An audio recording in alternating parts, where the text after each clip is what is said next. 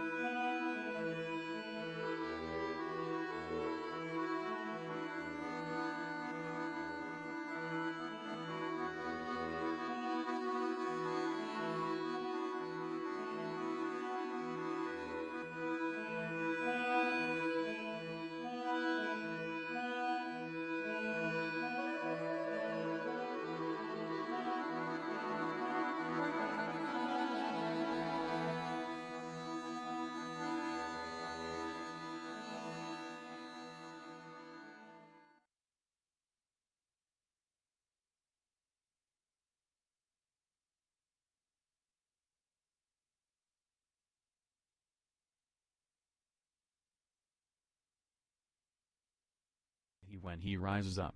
Cursed be he when he goes out, and cursed be he when he comes in.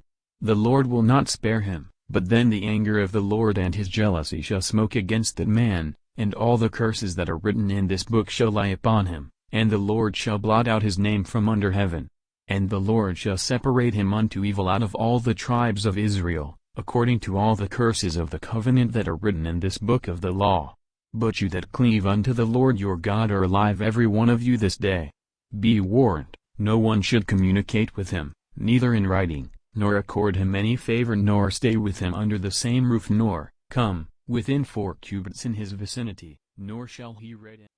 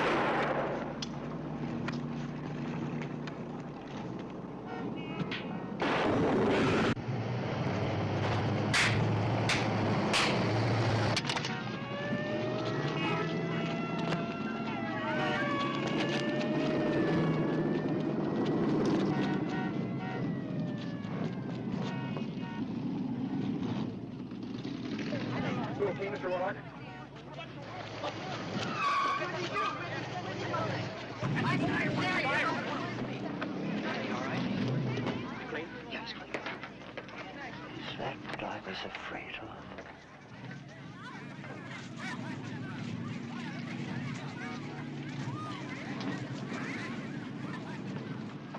Hello.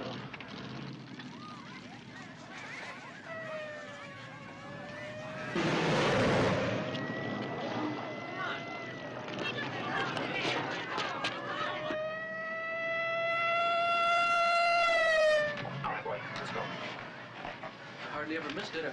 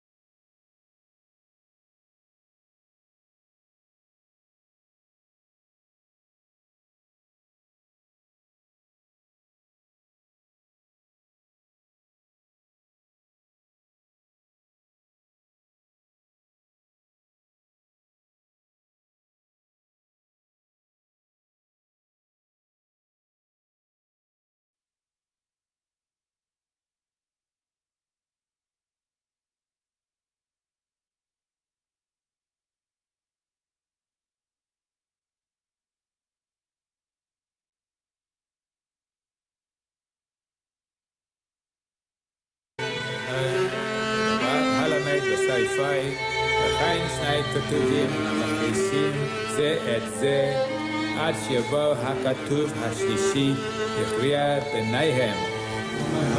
יהי רצון לפניך, עד השם אלוקינו ואלוקי אבותינו, שבונה בית המקדש במהרה בימינו, ותן חלקנו ברבותך, ונעשויס לצונך. אמן. יתגדל, יתגדל, שמי רבו, תאמר דברי תוצאי, המליך מה... He refused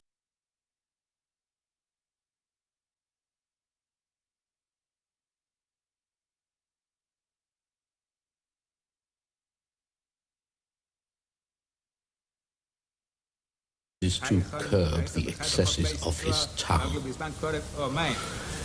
He looked at me, smiled in that irksome, superior fashion, and turned our offer down. Did he say anything? Oh, yes. If men's minds could be controlled as easily as their tongues, every king would sit safely on his throne. And then he smiled again.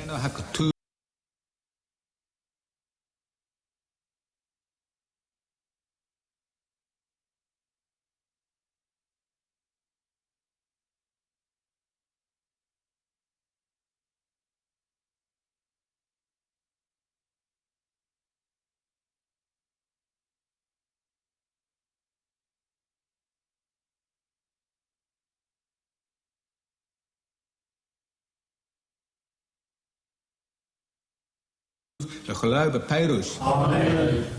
כל דבר שהיה בכלל... Must get rid of him.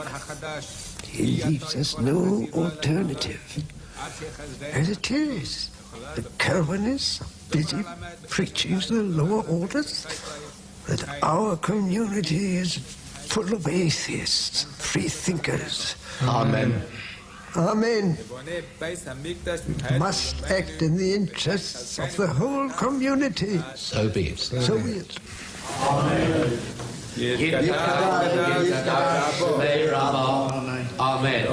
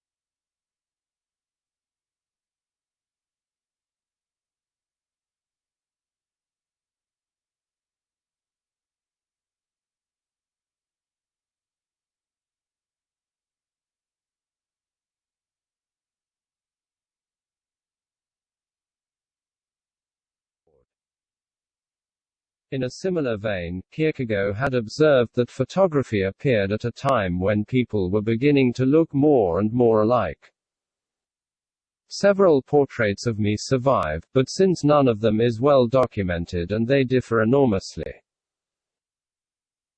The task of discovering true face is a difficult job. It ends in doubt and also in dismay at the credulity which has accepted as genuine the images of my face wholly devoid of the qualities that radiate from the writings. According to my biographer, Colerus, I had drawn myself in mine sketchbook as a fisherman after an image of the Neapolitan Masaniello, the leader of a popular rebellion who was ultimately the victim of a mob. My landlord, an artist, told Colerus that my drawing resembled me to a hair. My philosopher's feeling of kinship with the fisherman is of course a remarkable fact that deserves more attention than my students have given it.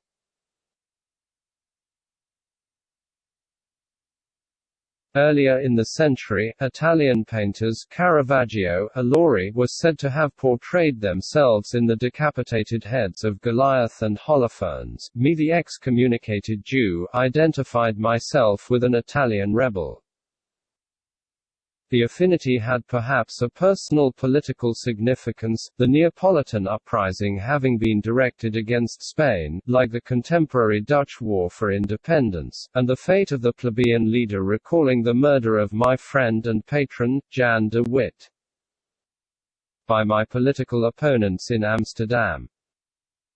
As a philosopher I was so deeply aroused by the crime that I prepared to denounce the murderers publicly and was restrained only by the firmness of my landlord, who would not permit me to leave the house in order to post the declaration. My sketchbook, which Colerus had in hands, has disappeared, but a contemporary Dutch engraving of Masaniello survives and there is in my features a vague resemblance, more physical than physiognomic, to the portrait of me on the title page of an early posthumous edition of my works. My engraved image seems to have been copied from a painting of me. From these two works, which, of all the pictures of me, most convince. Rembrandt, who lived on the next block from me, and whose interest in Jews, amounting to a spiritual kinship, has brought me into contact with me, represented me in two pictures. He discovers the young man in me, just expelled from the synagogue, in the David playing the harp for Saul in Rembrandt's painting in The Hague. But the picture was painted more probably in the 1660s, when I was in my 30s. It must be said also that in the appearance of the dark, curly-haired boy, attentive to the music, suggests me as an independent philosopher.